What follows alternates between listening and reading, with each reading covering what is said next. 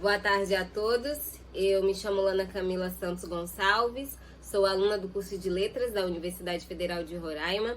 Também faço parte do PET Letras e do Residência Pedagógica.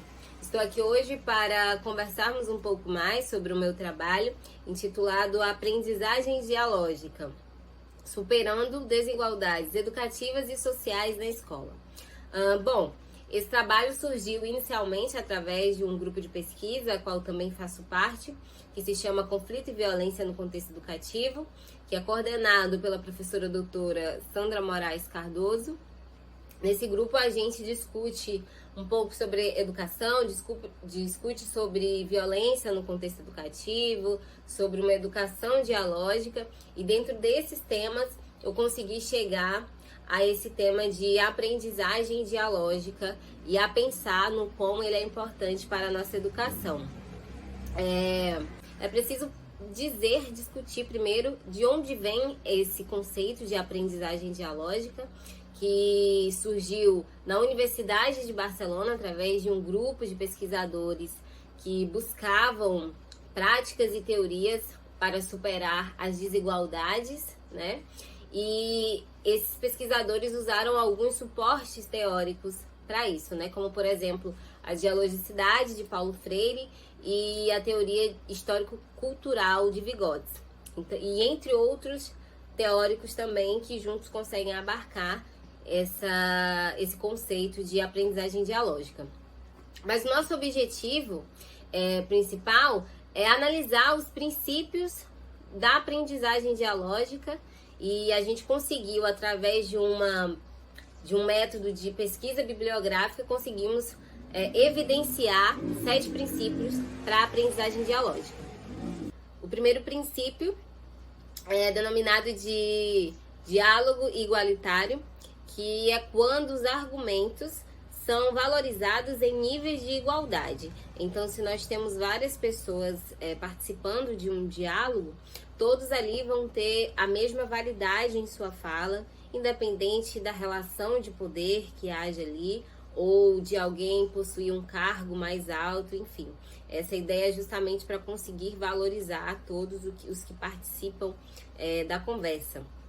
O segundo ponto é a inteligência cultural, que é a capacidade de argumentar e de compartilhar experiências diversas, né? Ou seja, se a pessoa é capaz de entender a cultura do outro, ela possui uma inteligência, e isso é um fator principal para que a gente tenha uma aprendizagem dialógica. O terceiro ponto é sobre a transformação, que é essa capacidade de intervenção e de mudanças. Existe também um quarto ponto chamado de dimensão instrumental, o quinto é de criação de sentido, o sexto de solidariedade e, por fim, o sétimo de igualdade de diferenças. São pontos importantíssimos para a aprendizagem dialógica, que pelo tempo não dá para ser debatido aqui, mas que inclui atos generosos, inclui conhecimentos científico, uma conexão entre os indivíduos, e que devem ser ouvidos e pensados para que a gente possa ter uma aprendizagem dialógica. Depois de falar desses 7 princípios, a gente chega a uma conclusão com esse trabalho, de que a aprendizagem dialógica ela consegue contribuir muito mais para a aprendizagem, porque o aluno tem a sua participação mais valorizada, né? E isso torna ele um ser mais pronto para contribuir com os demais participantes daquela instituição. E que também a aprendizagem dialógica contribui para superar as desigualdades. E superar desigualdades dentro do contexto educativo é um fator importantíssimo. Então, eu convido os demais professores, os demais estudantes que lutam por uma educação igualitária e dialógica, para que a gente possa debater mais sobre esse assunto e possamos refletir sobre isso e o quanto isso é importante para a nossa educação. Um grande abraço.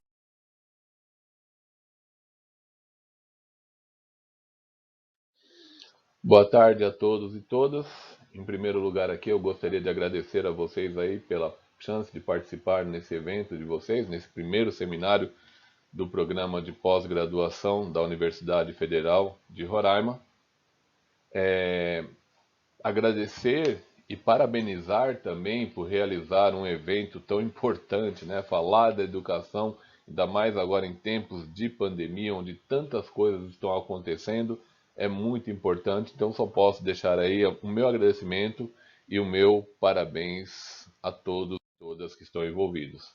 Eu sou Silvio, sou licenciado em Física, especialista em ensino de Física, mestrando em Educação pelo programa aqui da Unib, da Universidade de Ibirapuera, em São Paulo, e trabalho como professor na rede municipal de Barueri, aqui em São Paulo. O nosso trabalho, ele faz uma análise da BNCC, da Base Nacional Comum Curricular, em particular do ensino médio, que é onde eu trabalho, e a gente quer ver as possibilidades de trabalho com as questões de diversidade de gênero e de empoderamento da mulher. E como eu disse, nos tempos em que estamos vivendo, é uma discussão muito, mas muito importante, com toda a intolerância que nós temos vivido, haja vista a televisão, as coisas que aparecem recentemente. Então, o que nós fizemos até agora? Uma pesquisa da Base Nacional Comum Curricular, do ensino médio, uma análise, uma leitura, uma revisão bibliográfica na Cielo, principalmente, na base Cielo, e em alguns jornais, para a gente ver, né?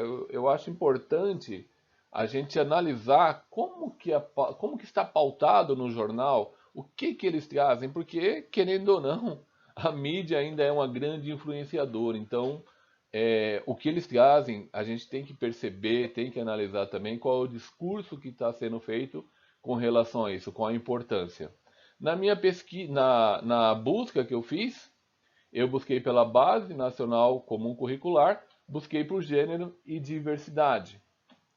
Ainda estamos trabalhando esses artigos, isso vai resultar um trabalho maior, mas né, o que nós pegamos foi justamente isso, né? Carvalho é uma jornalista, então ela aponta numa matéria vários problemas, mas um é que a questão de gênero não é abordada na versão. E o MEC, ele responde com muita naturalidade que é defendido no texto, na BNCC, é defendido o respeito à pluralidade. A gente não entende como, se a palavra gênero ela foi tirada. Gênero aparece uma vez na BNCC do ensino médio, a palavra gênero, e aparece diversas vezes, tratando de gênero literário, tratando de artes, de música, mas do que nós queremos falar aqui realmente foi expurgado da nossa base. Mas nós temos outras leis, nós temos a nossa Constituição. E o que diz nossa Constituição com direito à educação?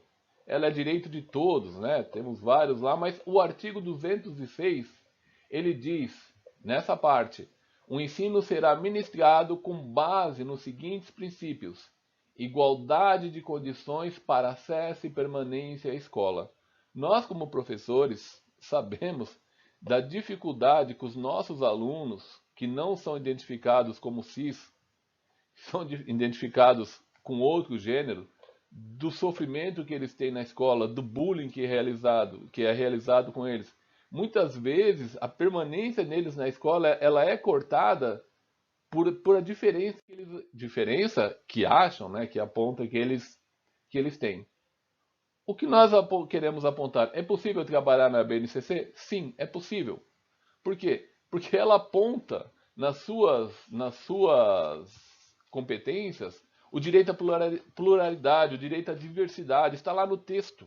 Então, numa leitura do texto, nós vamos perceber que sim, é possível trabalhar. O que nós queremos ver? Queremos ver, né, com os professores, em particular de linguagens, em um trabalho futuro, como que eles estão se apropriando, porque lá é permitido, né? É permitido você trabalhar as questões de diversidade em textos, em artigos, verificar se eles conhecem essas possibilidades e se estão usando, né? Aqui nossas referências, a Constituição, a BNCC, a Carvalho e a Ferreira que fala sobre o bullying. Muito obrigado.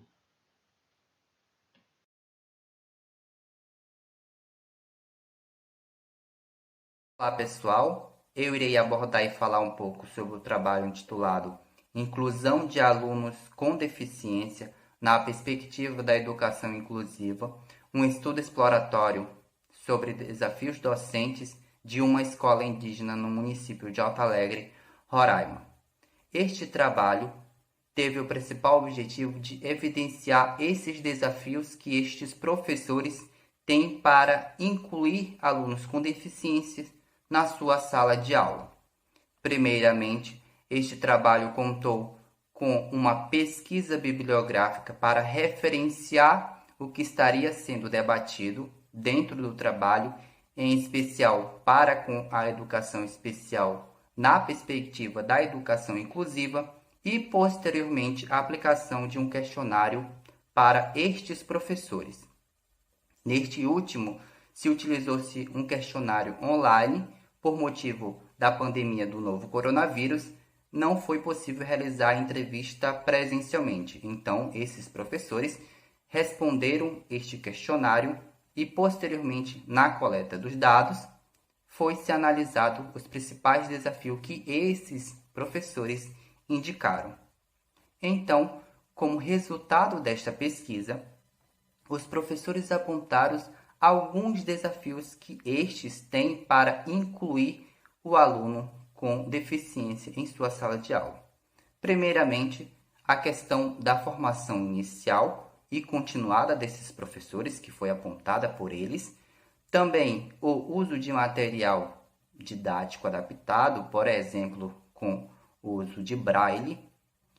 Professores auxiliares que pudessem ajudar os mesmos com estes alunos em suas salas de aulas, como também a falta de professores especialistas, em especial aos que utilizam a língua brasileira de sinais para alguns alunos com deficiência auditiva.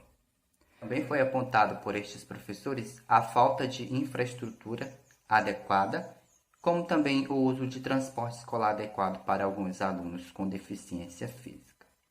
Dos itens anteriormente falados, cerca de 63,6% dos professores entrevistados destacaram esses itens como sendo os principais desafios de inclusão de alunos com deficiência dentro da sua sala de aula. A partir disso, obtém-se que, se constitucionalmente nós temos que no seu artigo 205 todos têm direito à educação e no seu artigo 206, inciso 1, o acesso e a permanência desses alunos, então esses alunos que possuem deficiência estão sendo prejudicados por ter alguns percalços nas suas esferas administrativas, na sua esfera de docência dessa escola, que prejudicam e muito a formação desses alunos.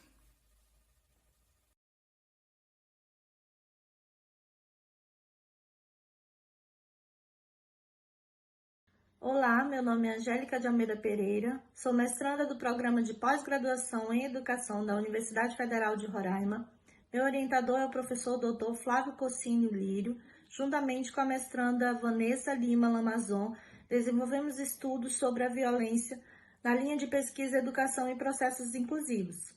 O tema dessa pesquisa é Educação e Cidadania, Violência e os Processos de Inclusão Escolar. Partindo do princípio com a preocupação social da violência sofrida por crianças e adolescentes e do papel da escola como instituição que promove a educação por meio dos processos inclusivos no contexto escolar, e essa interface entre a violência na escola e os processos inclusivos estão conectados primeiramente às situações de violência na escola, depois com a visão de que maneira essa escola é um ambiente propício para a inclusão. Esse estudo buscou compreender a violência e os processos inclusivos. É na infância que são constituídos saberes, principalmente para a formação dos conceitos, das relações, da assimilação dos laços afetivos expressivos na sociedade. Segundo Freire, em 2011, a educação na perspectiva geradora de mudança, que considera o compromisso do profissional com a sociedade, através da reflexão que é posta na ação, é aquela a qual possa se aproximar da realidade verdadeira e concreta através da solidariedade. A violência, partindo do pressuposto de Chauí 2003, é um ato de violação da natureza de alguém ou de alguma coisa valorizada positivamente por uma sociedade, sendo uma prática por meio do comportamento subjetivo e social das relações entre as pessoas e tem como elemento central toda a prática perpetrada por uma pessoa ou um grupo que possa vir a subverter a vontade ou a liberdade do outro, ao se utilizar de um determinado tipo de poder. A educação em cidadania, ela traz esses elementos subsídios para nortear as práticas educativas dos profissionais de educação no ambiente escolar, cujas ações sejam envolvendo a prevenção e inclusão dos alunos que foram afetados, que foram violados de alguma forma, e revertendo em benefícios para o comportamento, para as atitudes dos alunos, para que eles tenham uma melhor qualidade de vida junto aos processos inclusivos no contexto escolar.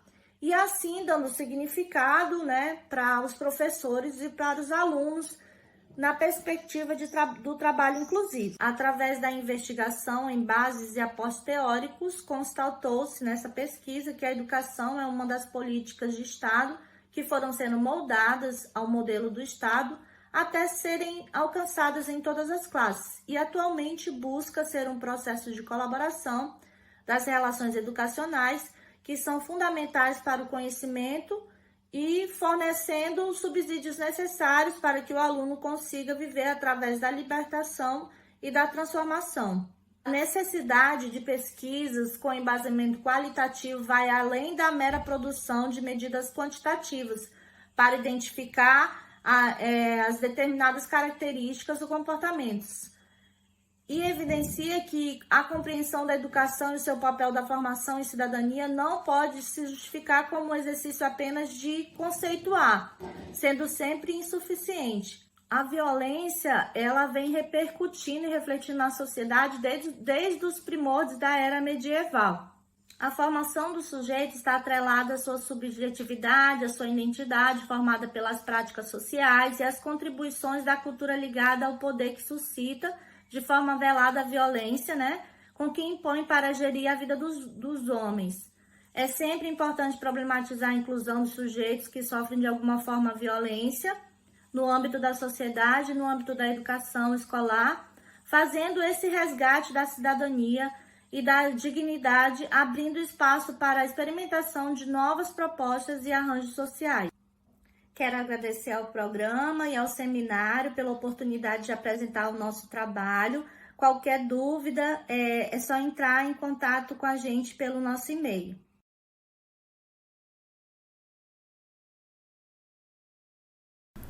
Olá a todos e todas, eu me chamo Alisson Vinícius Pacífico Barbosa, sou aluno do programa de pós-graduação em Educação da Universidade Federal do Acre e eu estou aqui para apresentar o trabalho intitulado Atendimento Educacional Especializado nas Escolas Públicas de Ensino Integral de Rio Branco, Acre, algumas reflexões.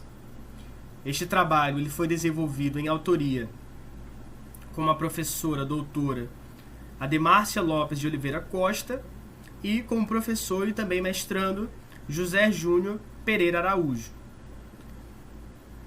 Como se sabe, a educação especial ela obteve avanços significativos a partir da década de 1990, sobretudo com a Lei de Diretrizes e Bases da Educação Nacional, a Lei nº 9.394, de 1996, e com a Resolução número 4, de 2 de outubro de 2009, que instituiu as diretrizes operacionais para o atendimento educacional especializado na educação básica.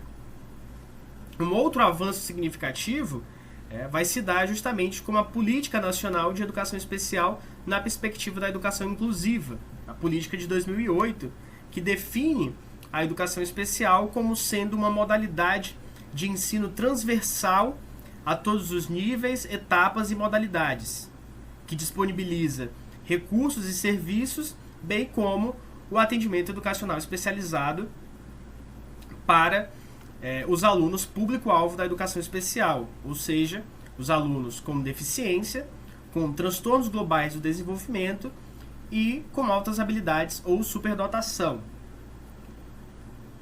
Este estudo ele tem, então, como objetivo apresentar algumas reflexões acerca do atendimento educacional especializado, do AEE, no ensino integral nas escolas públicas de Rio Branco, Acre.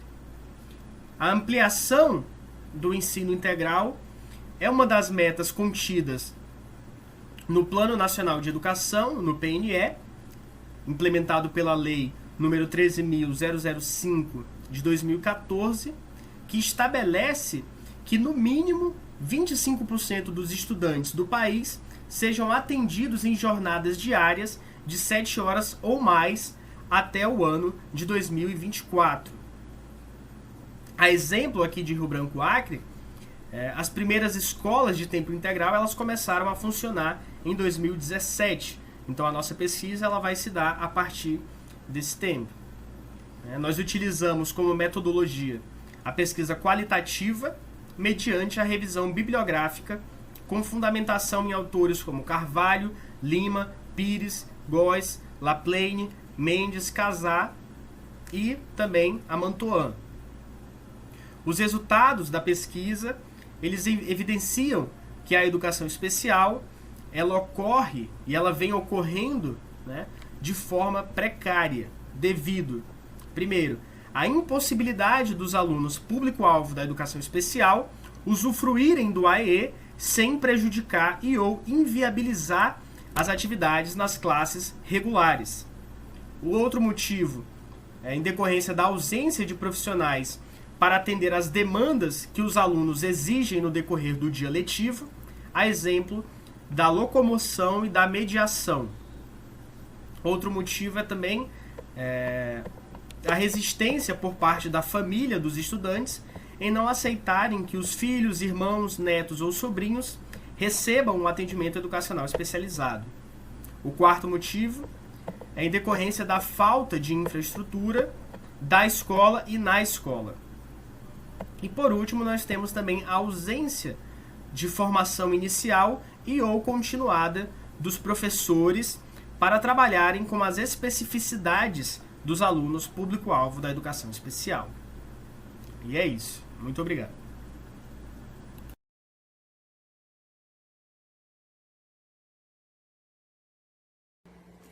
É um prazer fazer parte do primeiro seminário de pós-graduação em educação da Universidade Federal de Roraima.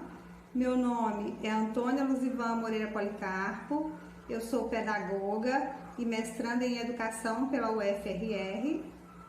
Estou aqui para apresentar o trabalho de título A Educação Profissional Tecnológica e as atividades de ensino remoto para estudante surdo no campus Boa Vista do Instituto Federal de Roraima. Foi um trabalho realizado em parceria com as professoras Anazita Lopes de Miranda Viana e Esmeraci Santos do Nascimento. Trata-se de um artigo que traz um relato de experiência em que as autoras estão diretamente ligadas ao fazer didático-pedagógico no interior da referida instituição e que durante o ano letivo de 2020, em meio à pandemia, o desenvolvimento das atividades de ensino no campus Boa Vista suscitou novos direcionamentos no modo de fazer e de pensar a educação profissional tecnológica. E nessa configuração, mudanças foram instituídas para que essas ações elas não sofressem interrupções durante o ano letivo. Para isso, a equipe pedagógica ela foi constituída pelo corpo docente e pelos profissionais de diferentes setores que reuniram-se por meio de webconferência para discutir a proposta de ensino remoto e o uso das ferramentas tecnológicas em cenário não presencial, né? Então, sob essa perspectiva, o presente artigo ele tem como objetivo socializar as experiências, né, pedagógicas vivenciadas nas ações de ensino, intermediadas por tecnologias, que permitiram aos estudantes surdos o acesso aos conteúdos, o desenvolvimento dos conhecimentos teórico-práticos e também das competências e habilidades previstas nos cursos ofertados pelo Campus Boa Vista do Instituto Federal de Roraima. Com isso, o estudo ele apoiou-se em registros de experiências de profissionais que atuam em atividades de ensino, envolvendo os estudantes surdos nesse período, e nas orientações previstas em documentos institucionais, na legislação, na Política Nacional de Educação Especial, na perspectiva da educação inclusiva, que orientam as instituições escolares, né? E com isso verificou-se que através dos planejamentos, das ações didático-pedagógicas associadas ao uso de tecnologias, na verdade de diversas tecnologias, adaptações dos recursos didáticos específicos utilizados nas aulas nos diferentes componentes curriculares, foi possível promover o acesso aos conhecimentos e assegurar a permanência de estudante surdo nos cursos. E concluímos que a partir dos relatos de experiência, que as condições impostas pelo período de pandemia mobilizou a comunidade escolar a incorporar novas metodologias que permitiram aos estudantes surdos permanecerem em cursos com acesso aos conhecimentos escolares e acadêmicos, evitando que seguissem em situação de não aprendizagem. Então é isso, a apresentação só não tem como estender, só são 5 minutos. Eu agradeço pela participação, obrigado a todos e todas, e eu espero poder contribuir a partir desses relatos.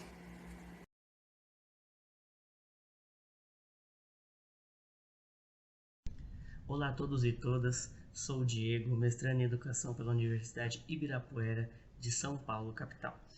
Também sou professor, funcionário público da EMEI Berta Lutz, aqui da cidade de São Paulo. É uma honra participar desse primeiro seminário de pós-graduação da Universidade Federal de Roraima. E o tema do meu trabalho é a discussão do feminismo na escola, abordagem e formação continuada para os professores e professoras de EMEI e MF da cidade de São Paulo. E de onde partiu essa ideia? Então, além de eu ser o único pedagogo em todas as escolas que eu frequento, essa discussão sobre o feminismo mexe muito comigo. E conversando com professores e professoras, para a validação da minha pesquisa, as palavras que eu mais ouvi foram tabu, muito difícil lidar com esse assunto e isso é cultural. E esse assunto, ele causa um pouco de estranheza, uma vez que a maioria das profissionais dentro dessa escola são mulheres. E o próprio currículo da cidade de São Paulo, ele traz uma abordagem sobre relação de gênero que tem apenas 1,5 páginas, sendo que meia página trata sobre um estudo de caso que não tem relação nenhuma com a parte de gênero.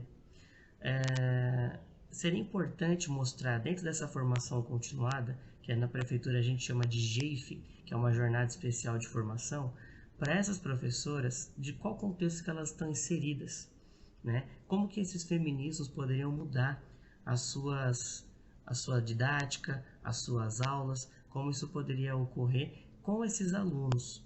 E, claro, propondo atividades para essa continuação. Então, um dos objetivos do meu trabalho é aparelhar os e as docentes, né? Porque isso é fundamental para uma revolução dentro da sala de aula, porque a gente lida com muitos assuntos como parentalidade, equidade salarial, violência doméstica, feminicídios, o capitalismo, o sexismo e o classismo. E quando a gente se depara, né, com esse tipo de assunto, esse tema dentro da formação docente, a gente não aprende isso na faculdade. Então a gente tem que buscar esses meios. E isso é uma forma de integrar todos e todas, dentro desse contexto. E não basta a gente falar que os meninos podem usar rosa e meninos podem usar azul, porque a questão não é essa. Essa não é a centralidade. Falar que o menino pode brincar com boneca e a menina de carrinho. Não, isso não basta. Isso seria pífio se a gente ficar só nesse debate. O que seria importante é que os feminismos eles buscam combater o sexismo, certo? Então isso seria o mais importante. E vale ressaltar que o feminismo não é o contrário de machismo, tá? E quando eu falo os feminismos, por quê? Porque existe mais de um feminismo. Então a gente tem o ecofeminismo, a gente tem o feminismo libertário, o feminismo radical, o feminismo marxista, socialista e o feminismo interseccional, que é aquele que trabalha com gênero, raça e classe. E isso deve agregar muito a essas professoras como que a sua didática pode ser desenvolvida. E o meu trabalho será focado, então, nessa militância e construção junto com a unidade escolar, apresentando, assim, uma nova identidade, né? Apresentando uma forma humana de lidar com essas situações. E mostrar também para essas professoras que, além, né, de ser mulheres discutindo isso, a gente tem que trazer para essa discussão sobre os feminismos os homens héteros, cisgêneros, os transgêneros, aqueles crianças, enfim, todo tipo de pessoas devem entender esse movimento social e político que é o feminismo. Agradeço a participação e obrigado.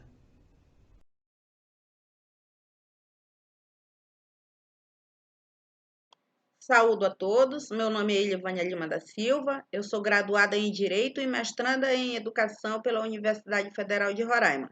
Meu orientador é o professor Dr. Flávio Cossini Lírio e o tema da minha pesquisa é a legislação brasileira e o enfrentamento da violência sexual contra crianças e adolescentes na educação.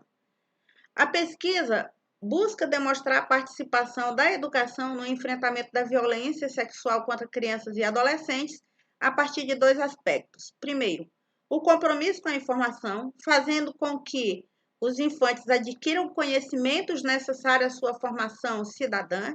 E segundo, cumprir a obrigatoriedade legal de proteção a crianças e adolescentes, que a partir do advento da Constituição Federal de 1988, passou a ser obrigação de todos, família, sociedade e Estado. E a partir desses aspectos, entender e contribuir na formulação de respostas e no entendimento do papel do Estado como protetor das crianças e dos adolescentes e quais as ações podem contribuir para a erradicação dessa violência em parceria com a educação. A violência sexual é todo ato, consentido ou não, capaz de violar a dignidade sexual de outrem, podendo ser classificada como um abuso sexual, definido por Lima 2006, como todo ato ou jogo sexual com a intenção de estimular sexualmente a criança ou adolescente para obter satisfação sexual. E a exploração sexual, que segundo Bona Júnior, 2020, há uma utilização sexual de crianças e adolescentes com fins comerciais e lucrativos, o que não se confunde com prostituição. Crianças e adolescentes são explorados. O estudo tem como objetivo analisar a aplicabilidade da legislação brasileira e de tratados internacionais como forma preventiva de enfrentamento da violência sexual no âmbito da educação. Trata-se de uma pesquisa exploratória do tipo qualitativa que pretende trazer uma explicação geral das legislações que tratam sobre o fenômeno da violência sexual contra os infantos juvenis, analisando a temática a partir de estudos já realizados, objetivando esclarecer a atuação da educação como forma preventiva desse tipo de violência, tendo como período as 2 últimas décadas e os sujeitos são crianças e adolescentes vítimas de violência sexual. No momento, ainda não é possível apontar um resultado, posto que a pesquisa ainda se encontra em desenvolvimento. E considerando que crianças e adolescentes vítimas de violência sexual estão em idade escolar obrigatória, esse tipo de violação merece uma atenção interdisciplinar entre escola, família e sociedade, com o objetivo de educar esses sujeitos que, em virtude do desconhecimento e da sua vulnerabilidade, se tornam presas fáceis. E também um olhar intersetorial, com formulação de políticas públicas com garantias constitucionais pautadas nos princípios da dignidade da pessoa humana, da proteção integral, da prioridade absoluta, incluindo a participação da sociedade civil e, sobretudo, das instituições de ensino. Mudanças no âmbito normativo têm sido fundamentais para pensar o enfrentamento da violência sexual contra crianças e adolescentes. Diante do crescimento desse tipo de violência, é notório a necessidade de políticas públicas eficazes na redução da incidência de casos, pois a atuação posterior ao ato violento causa às vítimas danos físicos e psicológicos de difícil reversão. Isso indica a importância social que a temática tem ao movimentar e pautar a discussão no âmbito social e político que não esteja voltado apenas para a reparação do dano causado pelo agente, mas como prevenção capaz de inibir o ato danoso. Nesse sentido, a educação é fonte primordial no enfrentamento da violência sexual contra crianças e adolescentes, que geralmente não sabem sequer identificar que estão tendo sua dignidade sexual violada. Obrigada a todos pela atenção.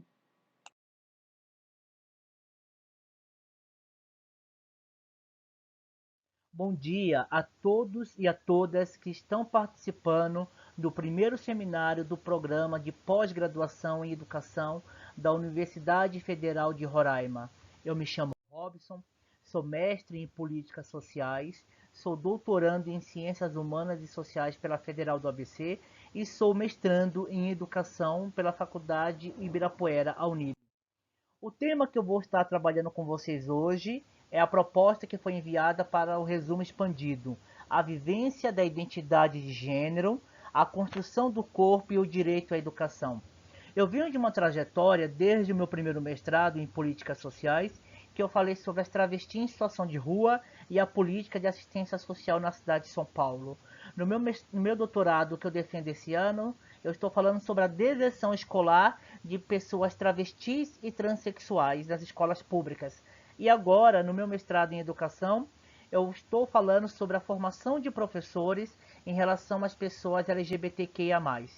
Então vamos lá para a temática proposta no resumo expandido. Os estudos contemporâneos sobre a realidade da corporalidade e plasticidade dos corpos das identidades trans, que por conta da heteronormatividade as fazem afastar-se do processo educacional enquanto direito de cidadania. A realidade das pessoas trans que são afastadas ou excluídas do processo educacional vivenciam grandes rupturas sociais e dificuldades futuras para ingressarem no mercado de trabalho, a não serem inseridas suas histórias de vidas que são carregadas de sonhos, desejos e projetos de vidas lhes foram negadas ao iniciar sua caminhada em direção à sua identidade de gênero. Será de grandes segregações em torno de dependência de outras pessoas e de políticas públicas. O presente artigo tem como objetivo buscar o risco de formular aquilo que já se acredita conhecer a respeito da subalternidade vivenciada pelas pessoas travestis, mulheres e homens trans nos espaços educacionais públicos, assim como também é imprescindível analisar as perdas sociais ao longo da vida ao assumir sua identidade de gênero.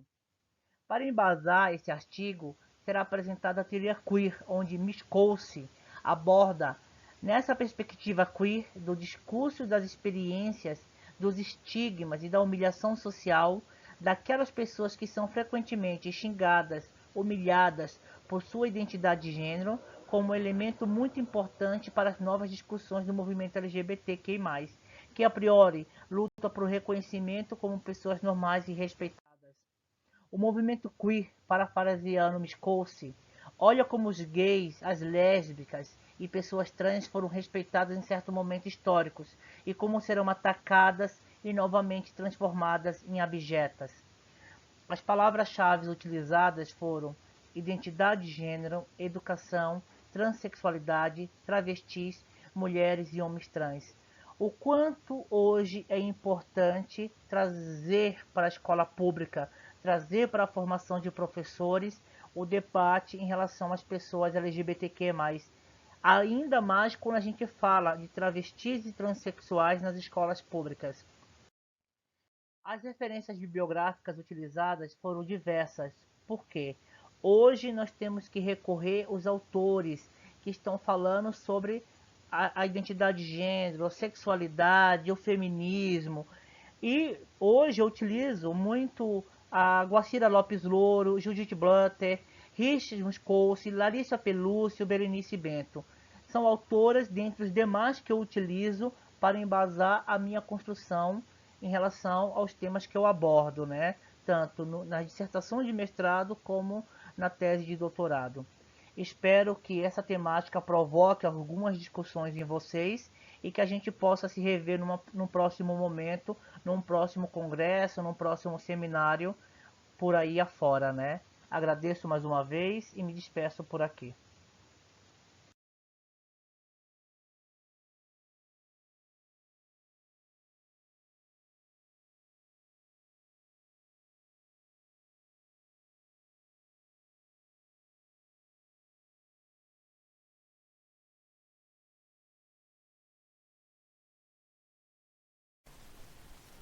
Olá, meu nome é Micaele Cristine de Almeida Pereira, sou formada em História pela Universidade Federal de Roraima e sou autora desse trabalho juntamente com a Suziane da Silva Oliveira, que é formada em Pedagogia pela Universidade Federal de Roraima, e nós duas somos alunos do programa de pós-graduação em Educação pela Universidade Federal de Roraima. E o título do nosso trabalho é O Papel do Professor e o Desafio de Sua Prática Educativa em Tempos Atuais. E antes que a gente comece falando um trabalho sobre essa questão do papel do professor e sua formação docente, nós vimos necessidade de trazer um pouco da origem, de onde que vem as influências para a formação dos professores e a sua prática. Então a gente faz um marco histórico aí a partir da pós-modernidade, e a gente escreve que a pós-modernidade surge como um paradigma onde se encontram os pressupostos necessários para a construção de uma nova ciência e de novas práticas sociais de resistência no interior da sociedade moderna. Essa contemporaneidade que a pós-modernidade traz surge com revoluções, processos de industrialização crescente, busca de direitos, do seu reconhecimento teórico e da sua afirmação prática, nas massas e suas manifestações como protagonistas da história e da democracia, em que um organismo político-social novo reclama participação e responsabilidade social, civil e política por parte de todos. No que diz respeito à escola, na pós-modernidade, a escola é vista como uma das principais instituições encarregada da construção de uma igualdade que termina identificando-se com a padronização e homogeneização de sujeitos considerados iguais e dos conhecimentos assumidos como universais. Assim, reforça a hegemonia de um determinado grupo social e a afirmação de que somente um determinado tipo de conhecimento, considerado como científico universal, é válido e deve fundamentar a educação escolar. Ou seja, todas essas questões influenciaram tanto a formação docente como o papel do professor.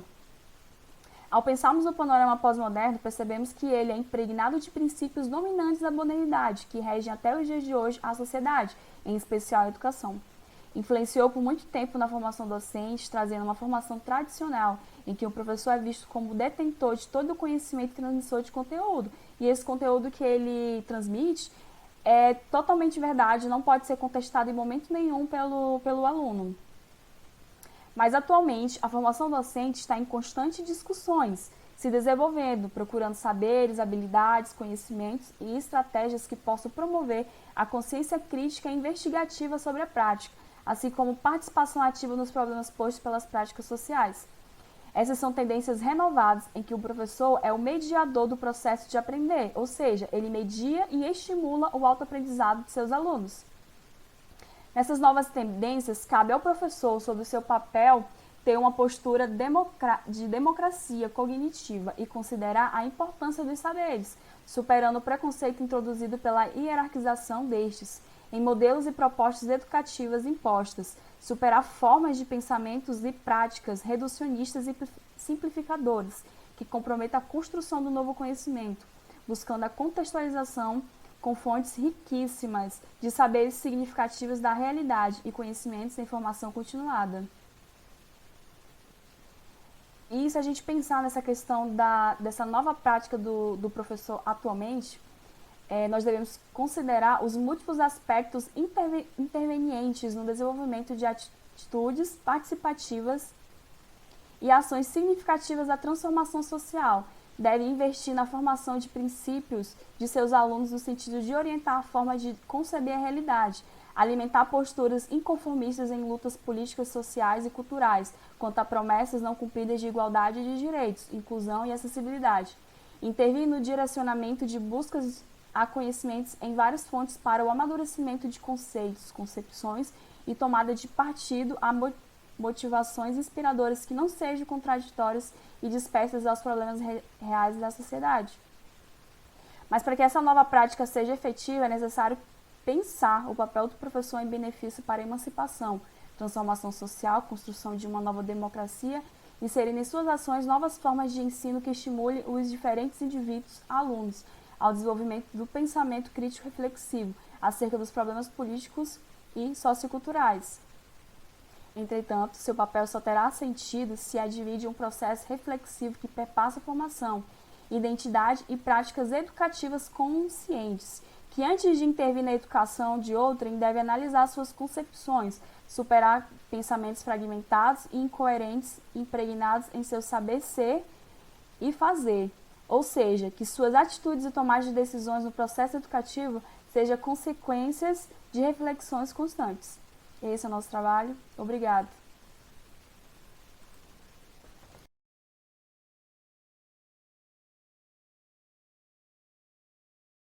Olá, cumprimento todos os congressistas, todos os mediadores e apresentadores de trabalho.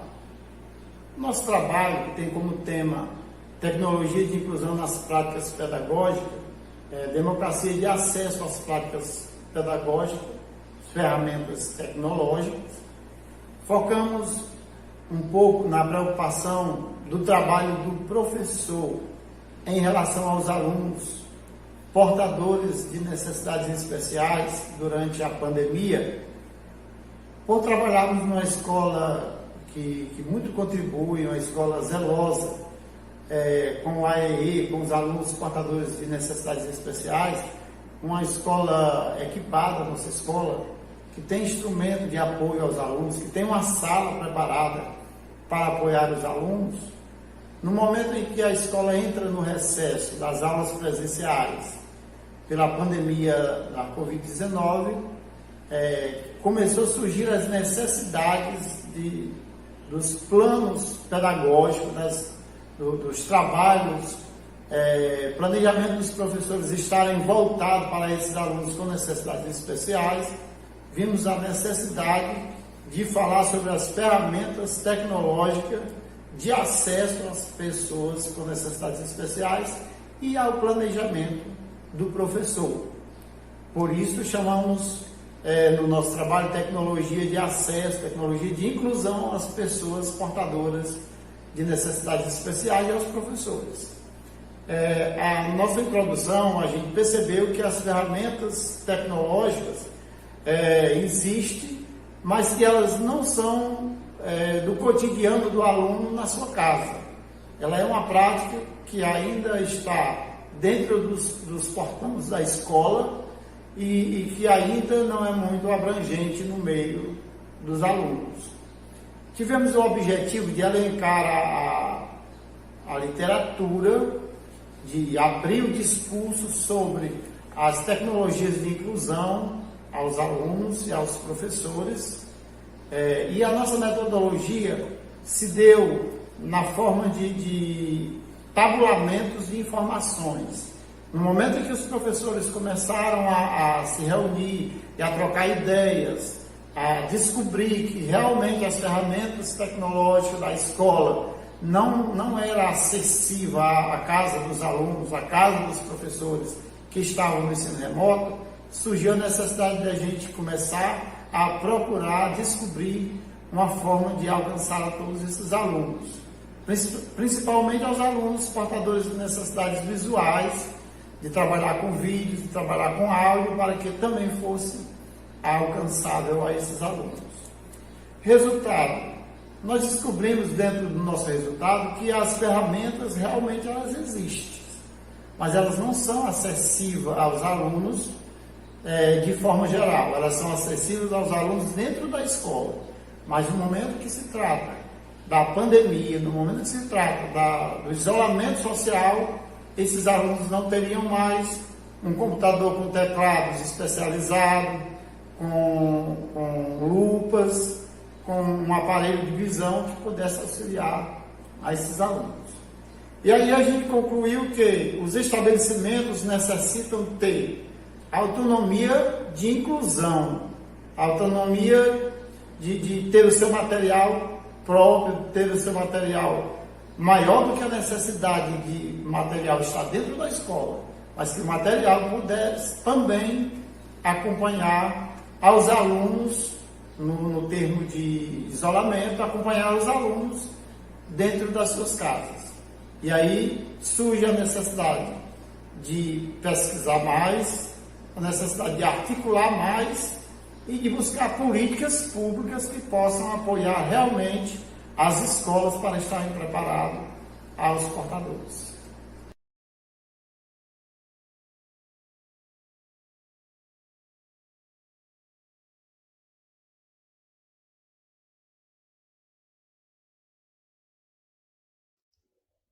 Boa tarde, me chamo José Júnior Pereira Araújo, mestrando em Educação da Universidade Federal do Acre. Irei apresentar o trabalho intitulado Intervenções Práticas no Processo Pedagógico do Aluno com Transtorno do Déficit de Atenção e Hiperatividade. Trabalho este realizado em parceria com a professora doutora Ademárcia Lopes de Oliveira Costa, da Universidade Federal do Acre, e o mestrando em Educação Alisson Vinícius Pacífico Barbosa, também da Universidade Federal do Acre. Este trabalho tem como metodologia a revisão bibliográfica e fundamentação teórica em Mantoan, Lima, Silva, Green, dentre outros autores. O aluno com transtorno do déficit de atenção e hiperatividade, conhecido pela sigla TDAH, não está incluso entre as principais políticas de inclusão nacional. Dentre elas, podemos citar a LDB, de 1996, a Resolução número 4, de 2009, e também o Decreto 7.611, do ano de 2011.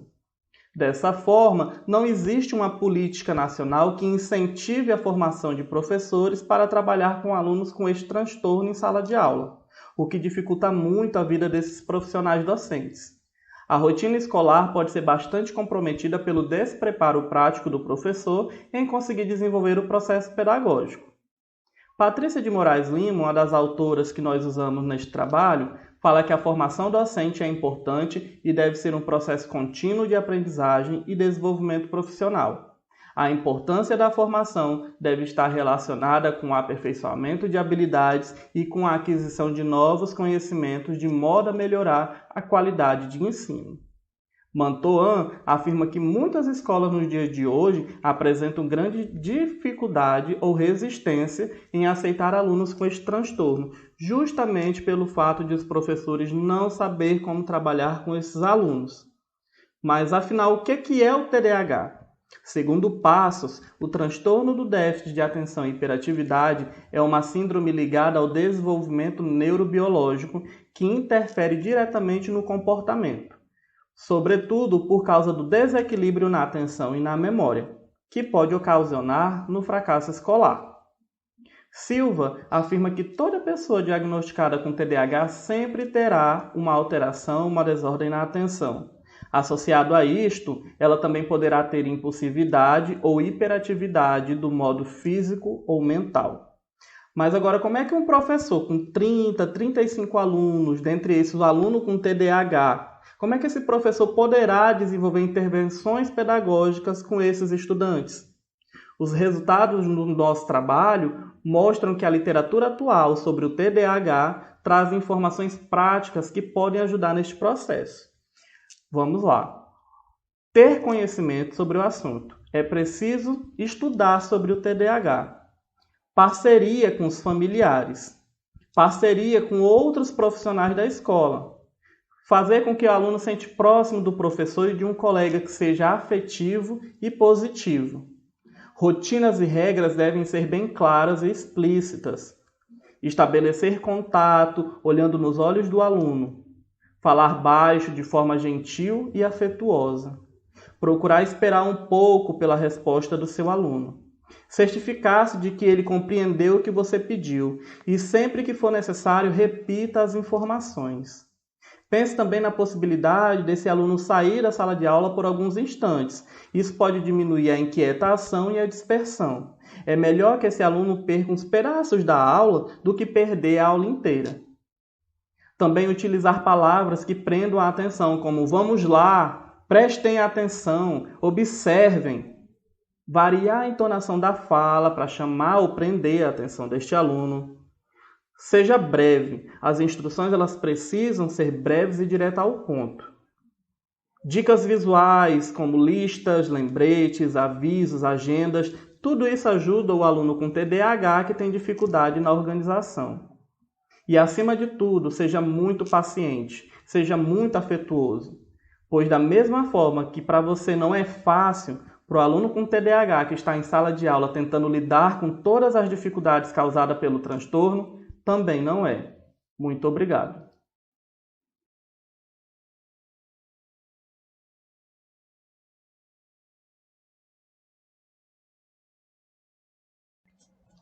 Boa tarde, meu nome é Cirlei, sou mestranda do Programa de Pós-Graduação em Educação da Universidade Federal do Acre e hoje vim apresentar para vocês o trabalho intitulado Educação Especial, Docente e Discente no Atendimento Educacional Especializado. Este trabalho ele foi submetido em parceria com a minha orientadora, professora doutora Demácia Lopes de Oliveira Costa, e foi desenvolvido com o objetivo de compreender a relação do professor de atendimento educacional especializado com o aluno com deficiência frente aos desafios de uma prática inclusiva. Para o desenvolvimento deste trabalho, optou-se pela pesquisa do tipo qualitativa, do tipo estudo de caso, com o uso de entrevista semi-estruturada com uma professora de AEE de uma escola de ensino fundamental do município de Rio Branco, capital do estado do Acre. Os resultados da pesquisa nos revelaram a importância da professora de AEE discutir com seus pares as progressões, os desafios e as possibilidades vivenciadas na sua prática diária com o alunado com deficiência. Nos revelou também que, especificamente na sala de AEE, os atendimentos eles são realizados no contraturno e de forma individual, através de assuntos abordados em cada disciplina e nas quais os alunos eles apresentem algum tipo de dificuldade. Para a avaliação desses alunos, são elaborados relatórios semestrais e nesses relatórios são relatados e registrados individualmente o desenvolvimento, a progressão, as práticas metodológicas utilizadas e os resultados obtidos por cada aluno, assim como os avanços ou retenções. Com isso, conclui-se que a boa relação do professor do atendimento educacional especializado e o seu aluno com deficiência, ele é fundamental e tem contribuído na formação, no desenvolvimento e na apropriação do conhecimento desse aluno. Obrigada. Adendo. Embora os resultados advindos da pesquisa apontem para uma oferta de atendimento educacional especializado com um caráter de reforço escolar, enquanto pesquisadoras na área de educação especial e inclusiva, temos conhecimento de que esta não é de fato a função do AEE, onde se deve trabalhar as habilidades, as potencialidades desses alunos atendidos, promovendo ações pedagógicas e lúdicas que possibilitem o desenvolvimento e o aprendizado destes alunos.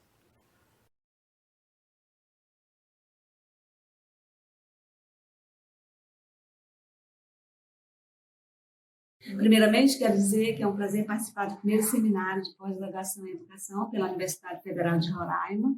Meu nome é Joana Maria Teres Albuquerque, sou pedagoga e mestranda pela UFRR. E apresento meu projeto de pesquisa intitulado Políticas Educacionais na Perspectiva da Inclusão, a Escolarização do Aluno Surdo nas Escolas da Rede Estadual de Ensino de Boa Vista, Roraima, sob a orientação da professora Sinara Franco Restivo. Esse projeto propõe-se analisar como os discursos das políticas educacionais desde os anos de 1990 até 2000 normatizam e produzem formas de pensar a escolarização dos alunos surdos na perspectiva inclusiva. Diante disso, utiliza-se como base teórica os estudos culturais em educação numa perspectiva antropológica para problematizar o papel da escola como única instituição social, uma instituição responsável pela formação do homem, operando na constituição de subjetividades e, assim, produzindo sujeito conforme modelos estabelecidos pela sociedade. A pesquisa será desenvolvida em 2 escolas públicas do ensino fundamental da rede estadual de ensino e no Centro de Atendimento ao Surdo de Boa Vista, Roraima. O caminho teórico e metodológico que pretendo trilhar nessa pesquisa está pautado na abordagem qualitativa do tipo descritivo. A coleta de dados será procedente numa primeira etapa dos documentos orientadores legais que regem a educação do Estado de Roraima a partir da legislação nacional e dos documentos institucionais, como o projeto pedagógico das escolas contempladas e relatório do atendimento dos alunos. Na segunda etapa, de aplicação de entrevista semi-estruturada com o coordenador pedagógico, um professor tradutor intérprete de Libras e um aluno surdo de cada escola de Boa Vista, Roraima.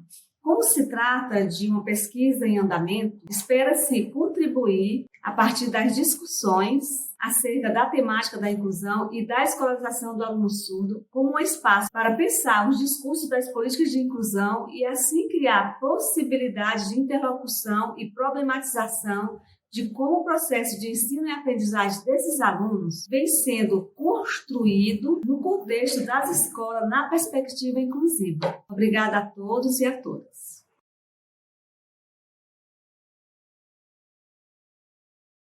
Olá, meu nome é Gabriela, sou psicóloga e o meu trabalho sobre a literatura infantil como um instrumento psicopedagógico para alunos migrantes. A opção por essa temática surge a partir da minha inquietação de observar inúmeras discussões sobre a inclusão da criança migrante de um aspecto unilateral, onde é visto sempre de uma forma passiva, receptiva das ações externas, mas sem assumir protagonismos. Então eu pretendo discutir o tema proposto com um olhar crítico que vai validar a atuação do professor como um profissional apto ao compartilhamento de saberes e familiarizado com todos os desafios do exercício da docência. O objetivo geral da minha pesquisa é de observar a forma que ocorre a aplicabilidade de métodos de ensino diferenciados entre os professores ao ministrarem suas aulas. O método escolhido da minha pesquisa é o método dedutivo de análise, onde eu vou observar os pensamentos e os entendimentos apresentados para compreender o tema em debate. A presença do professor na sala de aula, ela requer apenas a aceitação e a crença na capacidade que esse profissional vai ter de exercer a docência com êxito. E o ato de ensinar tal conteúdo já pressupõe uma metodologia própria do professor, uma vez que esses alunos que estão sendo ouvintes, eles vão ter uma oportunidade de aprender na prática com o professor fluente como se comunica. E o ensino da literatura no Brasil ainda é deficitário. Poucos profissionais eles estão capacitados e o contato com alguém que domine a comunicação ainda é raro no Brasil.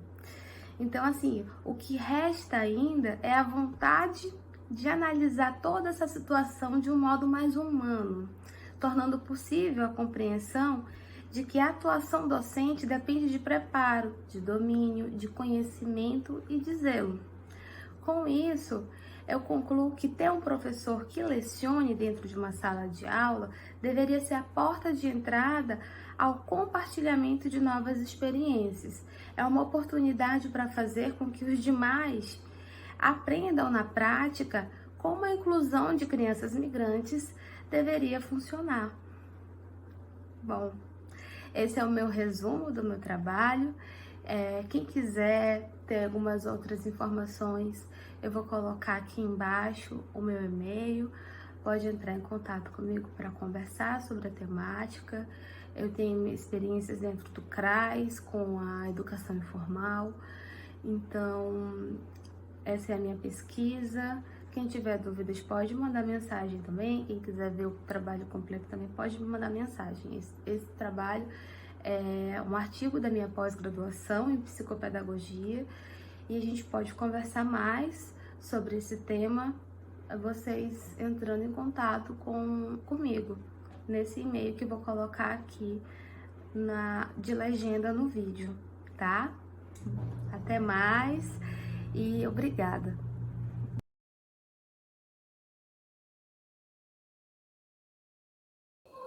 Boa tarde a todas e a todos. Eu sou o professor Alex Rezende Heleno e o título da minha comunicação é Educação Inclusiva da Legislação para a Escola e para a Sociedade.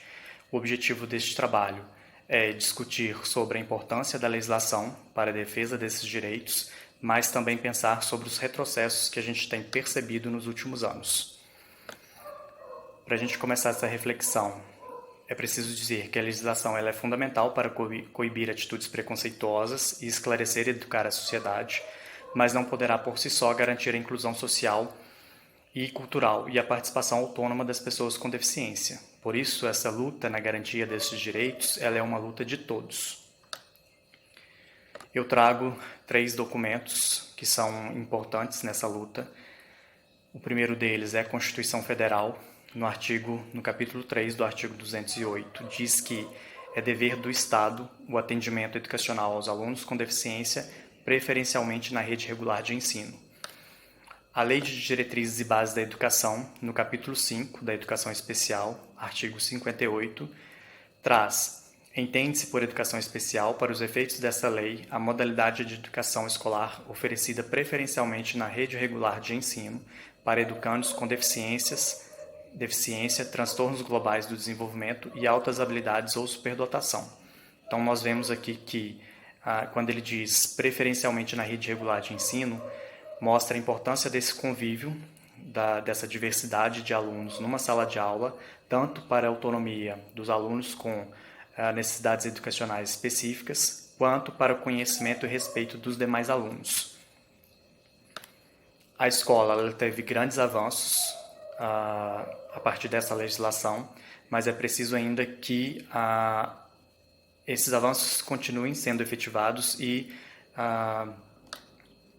a sociedade ela também lute pela defesa desses direitos.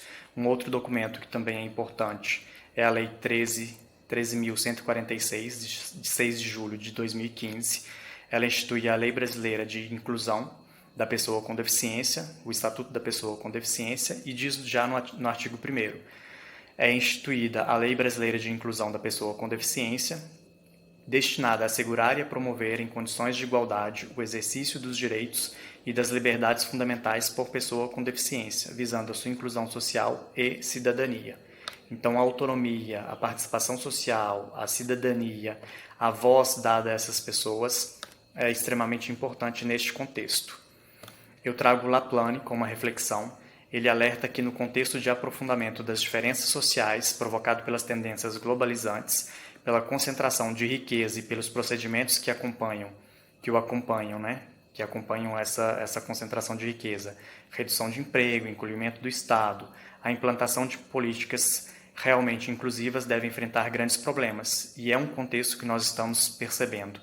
É uma tentativa de diminuir esses direitos, uma tentativa de retroceder nessa legislação. Eu posso citar alguns casos. Nós tivemos aí, por exemplo, o dono da rede de lojas Avan, que é uma figura conhecida, e que criticou a aplicação do piso tátil para cegos em lojas da rede. Então isso causou uma polêmica. Então a revolta social ela foi importante para a gente perceber que a sociedade está atenta a esses direitos. E nós tivemos também, por parte das autoridades que deveriam defender esses direitos, propostas como, por exemplo, acabar com a cota para trabalhadores com deficiência no mercado de trabalho, numa tentativa de voltar a uma política assistencialista, e também propostas de separar esses alunos com necessidades educacionais específicas dos demais alunos. Então, são tentativas que vão prejudicar essa legislação, vão prejudicar esses avanços que nós tivemos até o momento. E é por isso que eu trago,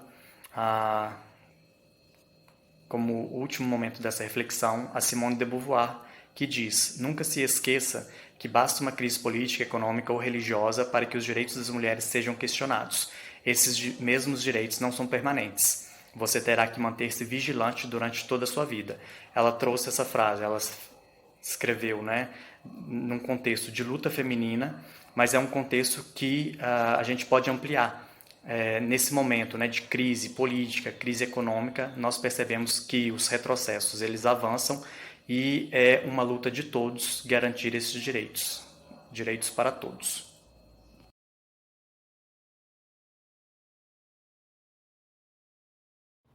Olá, eu sou Ana Paula, eu sou acadêmica do curso de mestrado em Educação da Universidade Federal de Roraima, sob a orientação da professora doutora Sinara Perberena.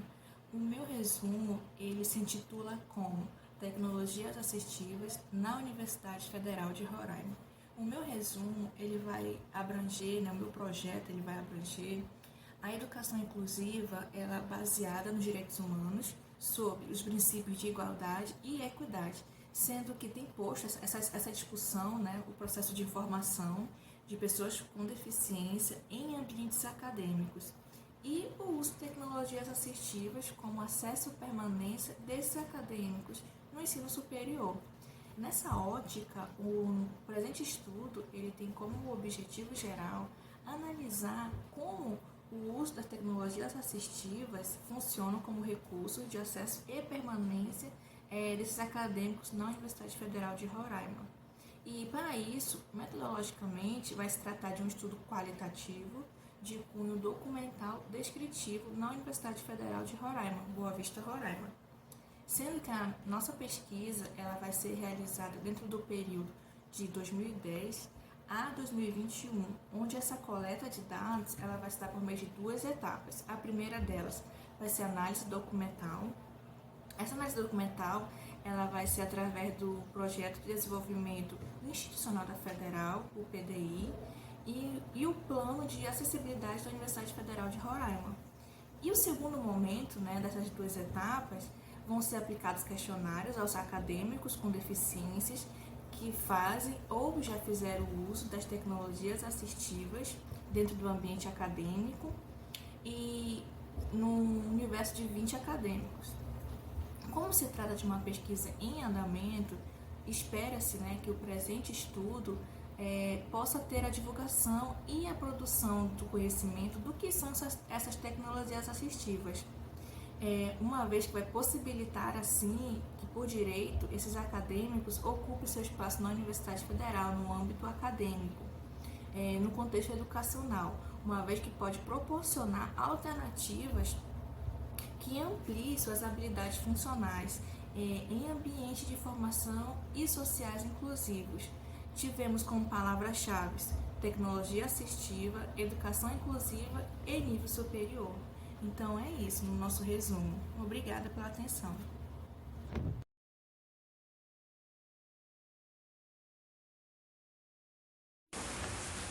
Boa tarde a todos os presentes. O resumo tem como título Educação Inclusiva, Concepções, Princípios, Políticas e Diretrizes. Nós sabemos que a educação inclusiva vem sendo implementada no Brasil desde 1990, a partir das ideias originadas por duas grandes declarações, a Declaração de Jotien de 1990 e a Declaração de Salamanca de 1994, e que essas declarações elas vieram clarificar as possibilidades de se fazer a inclusão, que é uma educação que não visa apenas a sociabilidade, né, a socialização entre os colegas, entre alunos, mas a construção do conhecimento, né, que eles aprendam, mas aprendam com qualidade. Elas desenharam o cenário que nós temos hoje, que são ambientes escolares distintos, em processo ainda de implementação, é um fato, né, em todos os aspectos, mas nós já vemos as possibilidades de incluir todos os alunos em um ambiente propício de aprendizagem. Então, o objetivo é o quê? Que nós cumpramos o que está explícito na Constituição Federal de 88, mais precisamente ali no artigo 205, né, que visa o desenvolvimento pleno do cidadão. Inúmeros autores disseminam a ideia da inclusão, elaboram teorias distintas, né, porém todas elas convergem para uma proposta de inclusão, esteja em conformidade ali com o que está prescrito nas políticas públicas da educação inclusiva. Então, o objetivo desse estudo é que façamos uma analogia das autoras Mantoan e Carvalho, né, que Mantoan com a sua obra Inclusão Escolar, o que é, por quê e como fazer, e Carvalho com a sua obra Educação Inclusiva com os pingos nos is. Ambas trazem uma reflexão sobre as questões legais da educação inclusiva, as concepções, os princípios, as diretrizes educacionais e políticas que impulsionaram a educação inclusiva no Brasil e apontam também as possibilidades de se fazer inclusão. Elas trazem a ressignificação do papel tanto do Estado quanto da família, da escola e mais precisamente da prática pedagógica do professor. Sendo que o direito à educação é indisponível, as autoras propõem uma reestruturação que expurgue das instituições escolares os rótulos de incapacidade, de atitudes de preconceitos, atitudes discriminatórias, né? Uma outra convergência ali se faz no discurso das autoras quanto à compreensão de que a educação inclusiva seja direcionada apenas para o público-alvo da educação especial, né? Nós sabemos que não é. A educação inclusiva é direcionada a todos os alunos. A proposta é de que todos eles participem, né, e aprendam. As autoras referem para o fato de que os professores se autodeclaram sem competência para trabalhar, né, com o público-alvo da educação especial, apesar do movimento não ser recente, né, mas nós sabemos que muitas vezes nós, como professores, esperamos receitas prontas, né, o que conforme a proposta da inclusão é inviável, né, até tendo em vista as singularidades de cada realidade escolar. Então, elas indicam reconhecimento e a valorização das diferenças de cada aluno, né, como um elemento misto no processo de inclusão. Então, nós concluímos que no arcabouço que a educação inclusiva se instaura, conforme a percepção das autoras, os professores precisam dialogar, precisam estudar, compartilhar experiências, né, que é para que juntos possamos remover barreiras para a nossa própria aprendizagem e, consequentemente, para a aprendizagem de todos os alunos. Carvalho, ela tem uma obra que se refere a essa remoção de barreiras para a aprendizagem, para que todos os alunos possam aprender em um mesmo ambiente escolar, na sala de ensino regular, mas aprender juntos, um ensino que seja direcionado a todos os alunos. Obrigada pela compreensão, obrigada pela atenção.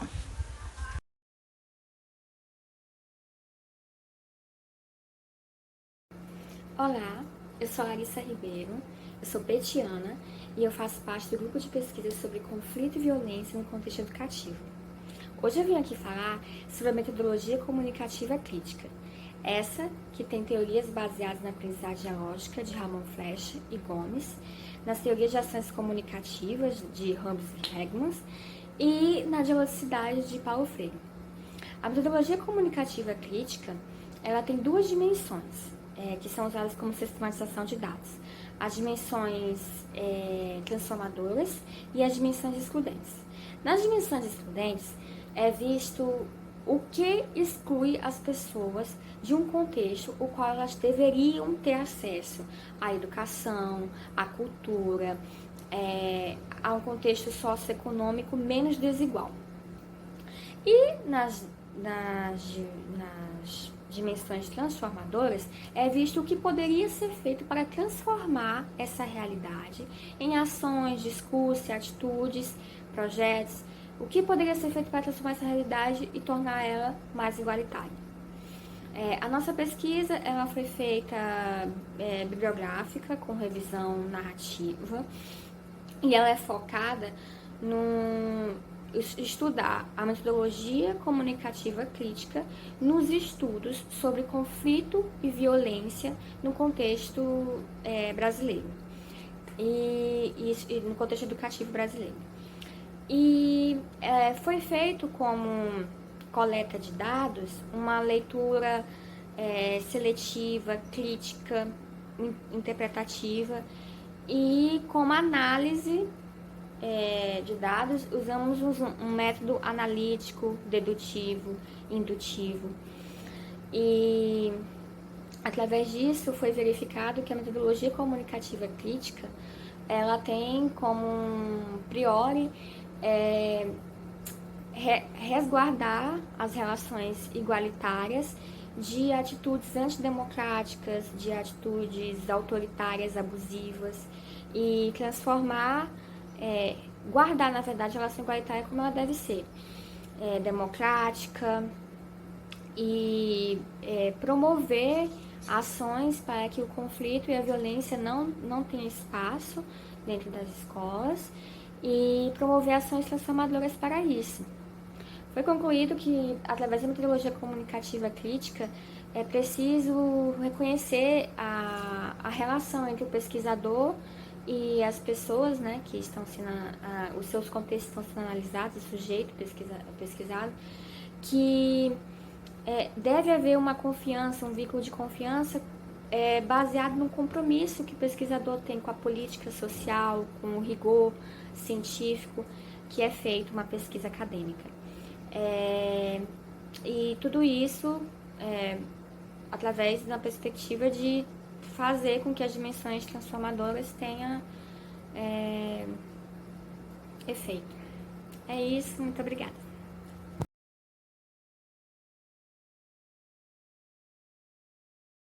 Boa tarde a todos, meu nome é Igor Aparecido de Lima, sou enfermeiro de formação, atuante no Hospital da Mulher na Fundação ABC de Santo André. Sou mestrando na Universidade Unibirapuera em Educação e me inscrevi no primeiro seminário do Programa de Educação de Pós-Graduação em Educação da UFRR de Roraima. E meu resumo foi aceito e eu vou falar um pouquinho desse meu projeto de pesquisa de mestrado. Ele tem como tema a inserção e a permanência do pedagogo homem na educação infantil. Ele é um estudo que vai falar sobre gênero e a sexualidade, uma pesquisa dentro do estado de São Paulo. Teve como principal objetivo lá inicial analisar a presença do pedagogo dentro dos espaços de educação infantil, né? Teve como problema evidenciar a questão da escola infantil ser um espaço predominantemente feminino. Isso vem historicamente pela mulher ter um instinto maternal. Isso vem desde a história do magistério, né? Onde as mulheres atuam fortemente dentro do espaço de educação infantil como pedagogas. Porém, houve uma evolução durante o tempo, que é a inserção do pedagogo homem dentro desses espaços.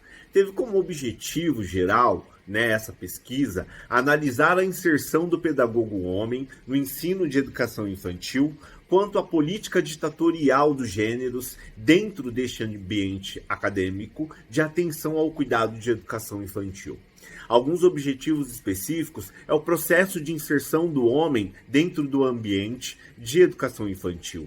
Se acontece por meio de processo seletivo, de concurso público, entre outros. E o processo de adaptação desse professor, do pedagogo, dentro desse espaço após a sua inserção. Seja ele um homem cis, um homem transexual e um homem gay, assumidamente, tendo em vista que a evolução do tempo mudou a figura masculina. Também busca analisar a permanência desses professores dentro desse ambiente tradicionalmente feminino, né, com relação a plano de carreira e desenvolvimento acadêmico desses professores. E observar a existência da confiança das colegas professoras em relação aos vínculos estabelecidos entre pedagogo e as crianças. O método buscou uma metodologia de início de revisão bibliográfica dentro do portal da CAPES, dos principais periódicos de teses e dissertações nos últimos 10 anos que abordassem a questão do gênero, sexualidade, pedagogo homem na educação infantil.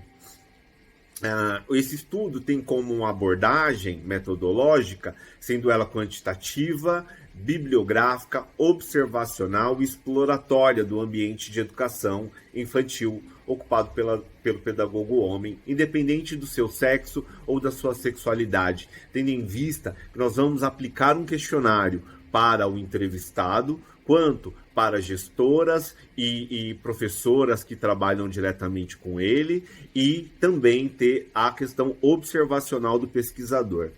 Tem como justificativa avaliar a capacidade do profissional e o amor pela profissão baseado não na questão dos gêneros, mas na qualificação e a história do pedagogo a ser inscrita na sua contribuição para a educação infantil. A participação do pedagogo e a presença de homens independentes do seu gênero, quanto à sua contribuição e colaboração no ensino infantil, são de extrema importância. Então, temos como anseio, eu, como pesquisador, assim como a minha orientadora, a doutora Neide Cristina da Silva, que vem me acompanhando nessa pesquisa, desvendar a questão de como o pedagogo homem, hoje, ele consegue se inserir, permanecer, ser aceito dentro do espaço de educação infantil, poder fazer carreira e contribuir para a educação infantil dentro desse espaço predominantemente feminino. A evolução dos tempos, os tempos mudaram e nós temos a presença desse profissional que pode contribuir muito com a educação infantil. Eu gostaria de agradecer a atenção de todos e agradecer à Universidade Federal de Roraima pela participação desse congresso. Muito obrigado a todos, boa tarde e saúde a todos.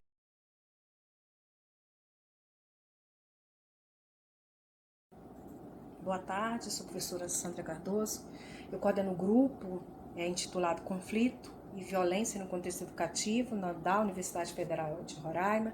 Esse resumo foi construído neste grupo, né, e conta com a participação da Lana, que é bolsista voluntária do PET Letras e também é bolsista do Residência Pedagógica. Tem a participação também da acadêmica Larissa, que também é do PET Letras. O título do nosso resumo é o modelo dialógico de resolução de conflitos, construindo práticas democráticas e igualitárias no contexto da escola. Precisamos entender que o conflito ele é um fenômeno que faz parte das interações humanas, né? Por isso ele precisa ser mediado adequadamente.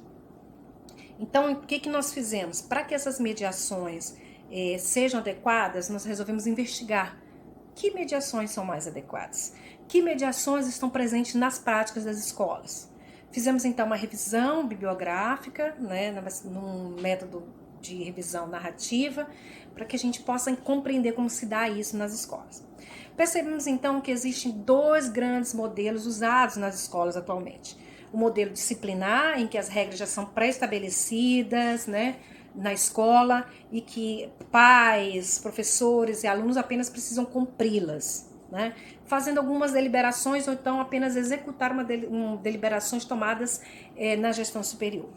E existe outro modelo também chamado modelo de especialista, em que a escola chama alguém para mediar o conflito entre as partes, ou alguém da gestão, o coordenador pedagógico ou o orientador pedagógico para mediar. Mas esse modelo, o que acontece? Ele é baseado em mediar relações para atingir as regras já estabelecidas. Então, existe pouco participação coletiva de fato nessa decisão, nessa mediação. Então, descobrimos que existe então um modelo dialógico de resolução de conflitos, e que esse modelo de resolução de conflito ele tem uma perspectiva teórica diferente, baseada na aprendizagem dialógica.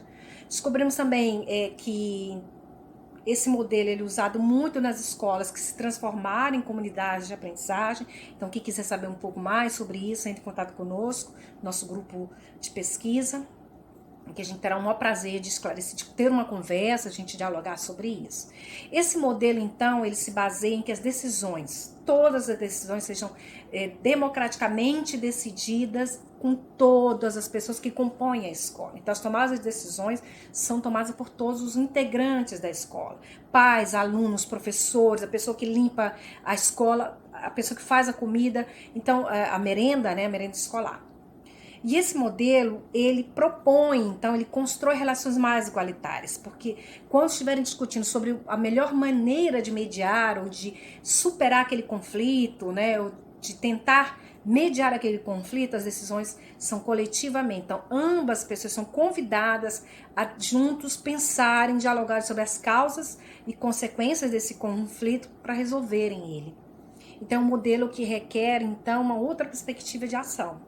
Uma ação dialógica, uma ação que valoriza as relações igualitárias, porque os argumentos válidos, os argumentos apresentados, eles não são argumentos da pessoa que tem mais poder na escola, mas aquele argumento mais válido, aquele que saiu de uma forma da realidade daquele grupo escolar. Então, eu convido vocês para a gente conversar um pouco mais sobre esse modelo de resolução de conflito, porque nós consideramos que este modelo é o mais adequado para aquela escola que quer construir uma educação emancipatória, que quer construir uma educação que contribua para a democracia, para a liberdade, né, as liberdades substantivas, e que a escola possa realmente se transformar numa escola que venha construir pessoas, né, que venham elaborar coletivamente com as regras, que o conflito seja mediado adequadamente pelo modelo dialógico de resolução de conflitos. Agradeço muito a participação e a presença de vocês. Um grande abraço.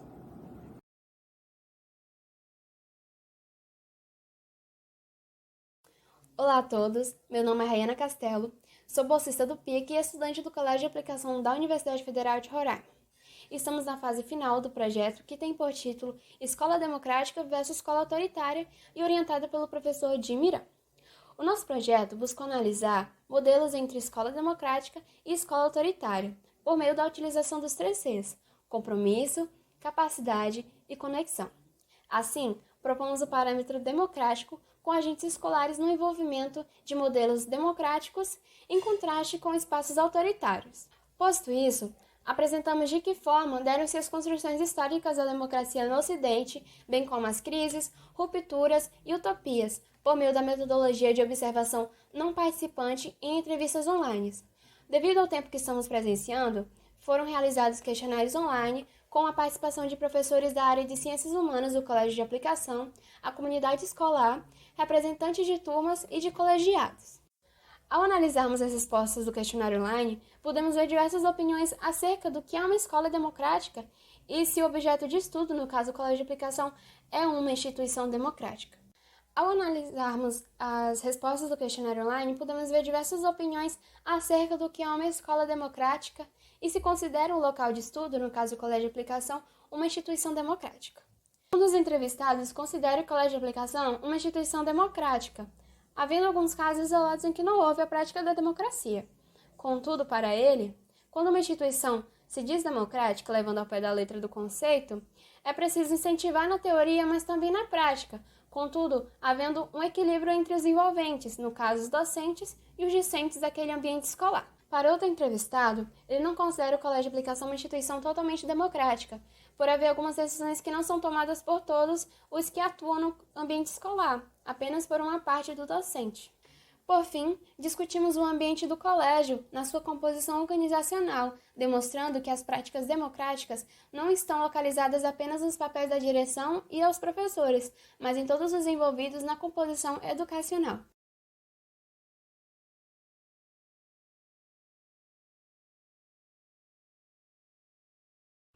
Boa tarde a todos e todas. Meu nome é Breno Augusto da Costa, eu sou bacharel em Psicologia pela Universidade Federal do Triângulo Mineiro mestre em Educação Profissional e Tecnológica pelo Instituto Federal do Triângulo Mineiro e atualmente faço doutorado em Filosofia na Universidade Federal de Uberlândia, como bolsista da CAPES. E hoje eu vou apresentar um trabalho elaborado por mim e pelo meu ex-orientador do mestrado, Adriano Eurípides Medeiros Martins, que é professor no Instituto Federal do Triângulo Mineiro. E esse trabalho se intitula Contribuições da Filosofia da Educação de Álvaro Vieira Pinto à Educação Especial Inclusiva, Adaptação e Escola. O objetivo dessa apresentação é discutir quais as contribuições que a gente encontra na filosofia da educação de Vieira Pinto ou no pensamento educacional dele para a educação especial inclusiva. Álvaro Vieira Pinto foi um filósofo muito reconhecido pela influência que ele exerceu sobre Paulo Freire. Todavia, como ele viveu naquele contexto de 50, 60 no Brasil e defendia uma posição libertadora, um combate sistemático e ferrenho foi feito contra ele de forma a silenciar e ocultar a sua obra. Desde 2005, porém, com a publicação de O Conceito de Tecnologia, nós temos assistido uma mudança na fortuna crítica do autor, como aponta Norma Cortes. E nesse trabalho eu gostaria de discutir como dois conceitos de Vieira Pinto poderiam contribuir para uma prática e uma concepção mais autêntica e mais eficiente de educação especial inclusiva. O primeiro desses conceitos é o de adaptação. Esse conceito é fundamental, por exemplo, no processo diagnóstico de deficiência intelectual, do transtorno do espectro autista, e ele é muito relacionado também à forma como os clínicos veem o processo inclusivo de outras deficiências também. E, todavia, nós encontramos na literatura um completo silenciamento acerca desse conceito. E, geralmente, esse conceito que tende a ser fundamental na identificação e, inclusive, no suporte clínico dos estudantes público-alvo da educação especial, esse conceito é tratado, nos mais das vezes, como se ele fosse bastante óbvio. E existe uma representação social muito forte de adaptação como uma forma de ajustamento de uma pessoa a seu meio. E Vieira Pinto vem trazer a contribuição de examinar a realidade ontológica do ser humano e mostrar que o ser humano, diferentemente das plantas e dos animais, ele se adapta ao mundo, adaptando o mundo a seus interesses. Ou seja, através do trabalho, da sua ação sobre a realidade essa que pode ser tanto natural quanto social, ele é capaz de modificar essa realidade. Portanto, nós deveríamos olhar para esse conceito de avaliação de uma maneira mais crítica e extrair daí diversos desdobramentos, tanto clínicos quanto educacionais, para conseguir ver de uma maneira mais adequada o que significa adaptação no caso desses transtornos e adaptação como um conceito em geral. Por outro lado, eu entendo que a própria ideia de inclusão deve buscar fundamento em Álvaro Vieira Pinto. Quando ele fala que todo problema pedagógico é um problema sociológico e vice-versa, ele nos permite encontrar fundamentos mais sólidos conceitualmente para defender melhor e praticar melhor a inclusão educacional. Porque a partir dessa concepção, a partir dessa tese vieirista de que todo problema pedagógico é também sociológico e vice-versa, nós conseguiremos entender a indissociabilidade entre escola e comunidade. E, por fim, eu concluo apontando que o pensamento de Álvaro Vieira Pinto pode trazer uma série de contribuições para a educação especial inclusiva, e não apenas do ponto de vista conceitual, mas do ponto de vista prático também, porque a concepção de ensino dele, uma concepção que a gente poderia chamar de cibernética, permite essa prática mais eficiente. Muito obrigado a todos pela gentil atenção.